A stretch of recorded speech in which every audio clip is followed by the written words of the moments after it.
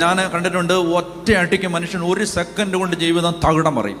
ഒറ്റയടിക്ക് ഡിപ്രഷൻ, പിന്നെ സൈക്കാട്രിക് മരുന്നുകൾ എത്ര എണ്ണമെന്നറിയാം, എത്ര എണ്ണം.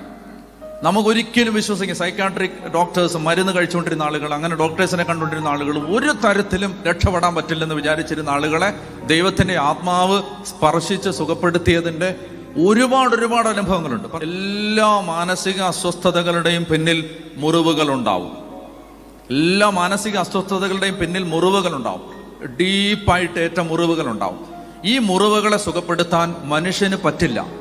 നമ്മൾ പറയുന്ന ആശ്വാസവാക്കിനോ, നമ്മൾ കൊടുക്കുന്ന സ്നേഹത്തിനോ, നമ്മൾ കൊടുക്കുന്ന കരുതലിനോ, നമ്മൾ കൊടുക്കുന്ന ഉപദേശത്തിനോ ഒന്നും ഈ മനുഷ്യന്റെ മുറിവ് ഉണക്കാൻ പറ്റില്ല. മുറിവ് ഉണക്കണമെങ്കിൽ അവിടെ യേശു നേരിട്ടിറങ്ങി വരണം. അപ്പൊ അങ്ങനെ കർത്താവിന്റെ ആത്മാവ് സുഖപ്പെടുത്തും. പറഞ്ഞേ ഹല്ലേലൂയ. എന്തറിയോ, ഈ പരിശുദ്ധാത്മാവ് വരുമ്പോഴാണ് എന്നെ ദുഃഖിപ്പിക്കുന്ന ഓർമ്മകളൊന്നും എൻ്റെ മനസ്സിലേക്ക് വരാതെയായി.